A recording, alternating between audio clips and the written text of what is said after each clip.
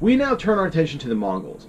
Early in the 13th century, they moved out of their homeland and to eventually conquer what will be Central Asia, China, Korea, parts of India and Russia, much of the Middle East, and even parts of Eastern Europe. It established the largest contiguous empire the world had ever seen. Although history tends to remember these people as mass murderers and destroyers of cities, a more nuanced view will remind us that the Mongols were also fostering trade, patronizing the arts, promoting religious tolerance, and providing security and cultural unity across Eurasia. They allowed for all kinds of cultural traditions to survive, including Taoism, Confucianism, and Christianity. The precedent for Mongol invasions came from the Turkic peoples, who originated in the Altai Mountains of Central Asia. Between the 8th and 6th centuries BC, they were powerful enough to compete with the Chinese for control of Central Asia.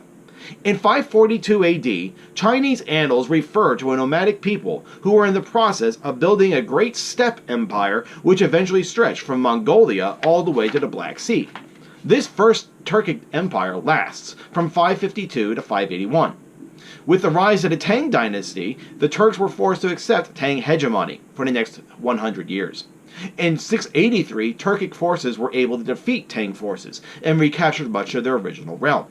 This second Turkic empire lasted until 734. In the mid-8th century, the Turks declined. As they lose their empire, they migrated. They migrated into an area north of modern-day Afghanistan. The steppe empires established by different Turkic-speaking peoples were well organized and were administered through tribal governments, centralized bureaucracies, and provincial governors. The Turks borrowed many of these ideas from the Chinese.